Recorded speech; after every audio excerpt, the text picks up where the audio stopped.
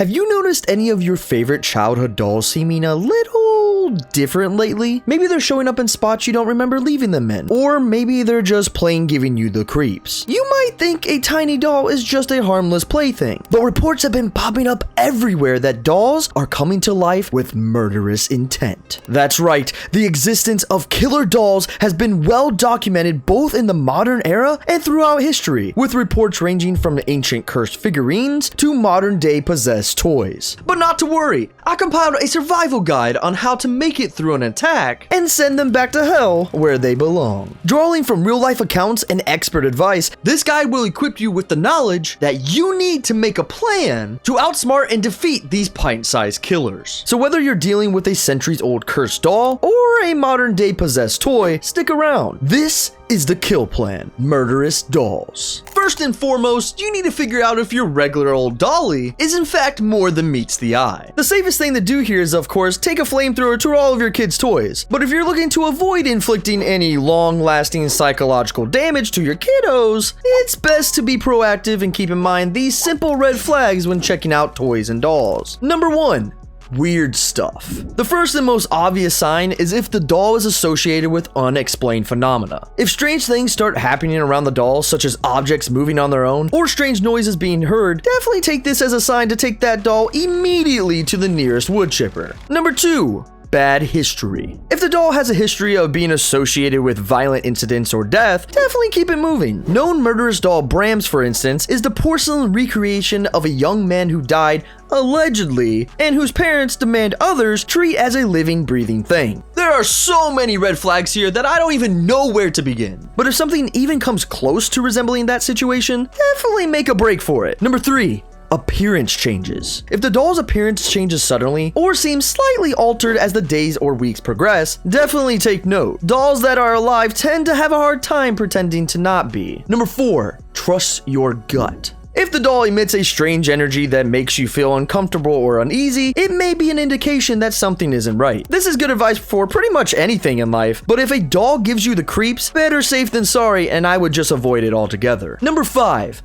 Your child is acting weird. I'm going to assume if you have a killer doll, odds are you probably have a kiddo of your own. If the child starts displaying unusual behavior such as talking to the doll as if it were alive or exhibiting sudden mood swings, it may be an indication that the doll is one of the bad ones. If you don't have a kid, but you do have a bunch of dolls, then no judgment here, but I'm definitely judging you. So if you check a bunch of these boxes and you think you may have a possessed doll on your hands, do the most important thing and don't let it out of your sight. Eventually, the doll will break their cover, confirming your suspicions, and you can get to work solving the problem. Once you figured out that you for sure have a blood-seeking doll on your hands, the next steps are incredibly important. You've got to identify the doll to figure out the rules to kill the entity. Dolls aren't the big problem at the end of the day, but shells housing much bigger problems most of the time. Take Slappy, the murderous spirit trapped in a ventriloquist doll, for instance. He's able to be overpowered physically, but has a tendency to come back if you don't know how to get rid of him. He's tied to a mystical book that you'll need to trap him within the pages.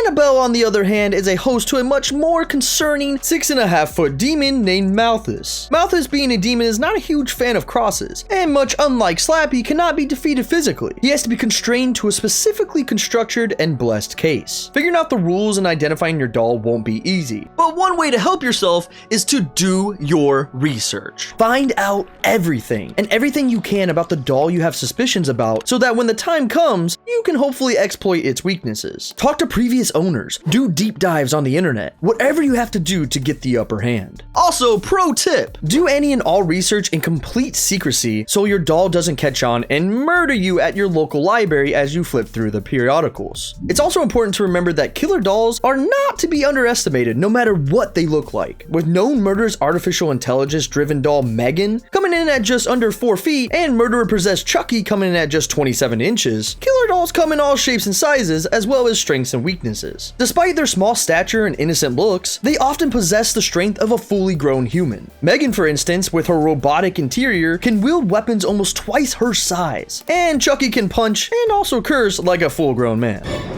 You stupid, you filthy slut!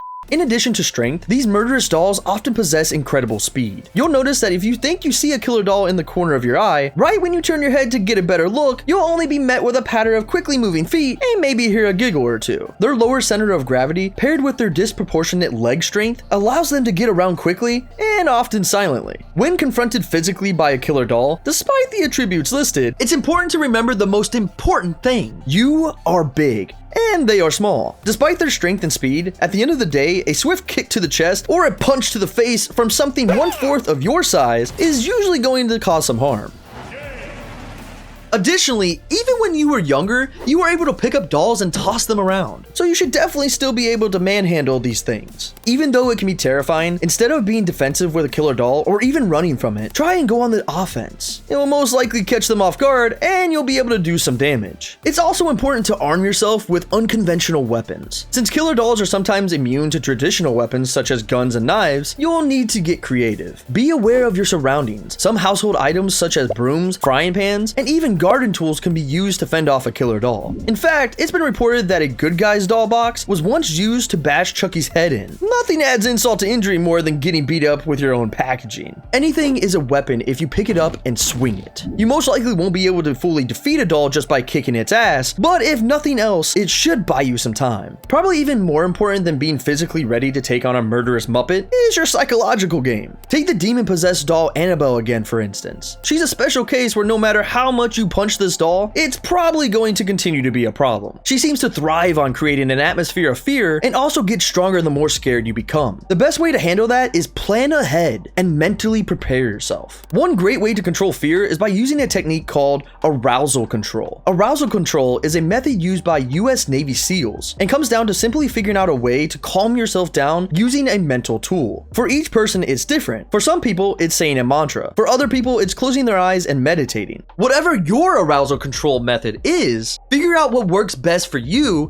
and use this technique to calm yourself. No matter what trick a demon doll like Annabelle is playing, they won't gain strength by spooking you. This will also keep you in a solid headspace to deal with any killer doll encounter, not just Annabelle. The other side of the mental battle you will need to wage with dolls is the fact they tend to infiltrate families and divide and conquer them. Using the fact that they're a child's plaything, they will often attach themselves to a child in the family in order to wreak havoc and blame whatever mischief they're up to on the kid. While this is probably going to be hard to spot as a child goes through normal developmental patterns, anytime a kid with a new plaything is acting way out of character, you should present a united parenting front when it comes to figuring out how to deal with it. If one parent is dismissive, there's no problem, or just a child's imagination going to work, and the other is concerned, the doll will sense this weakness and use it against the family in order to mess things up for everyone. Keeping the family unit strong and taking the problem on together will make a killer doll's job that much harder. Now, if you're stuck together as a family and sniffed out and destroyed a killer doll, you're probably thinking it's time to sit back and relax. But you'd be dead wrong. Even if you successfully outsmarted and defeated a killer doll, it's important to remain vigilant. These dolls have a tendency to come back from the dead or wherever they're from, so it's important to stay on guard. And in addition, be sure to thoroughly dispose of the doll's remains to prevent any potential resurrection. If that doesn't seem to work, trap it in a place where you can keep an eye on things. Even when you think it's over, it's probably not. So with all of that info, let's review the kill plan to defeat your doll. Step 1. Identify if the doll is in fact one of the murderous variety. Then do your research and figure out what makes it tick and how to kill it before it kills you. Step 2. If a doll physically attacks you, fight back using your superior size and anything else around you. This is a kid's toy, and after all, you're an adult who can kick its ass. Step 3. Be mentally strong. Don't let this dumb doll break up the family, and don't fall for the psychological warfare this doll is going to deploy. Step 4. Recognize the end probably isn't the end. Be ready to fight again, since these things usually take a couple tries to kill. Stay on high alert and do whatever you can to minimize the risk of this thing coming back.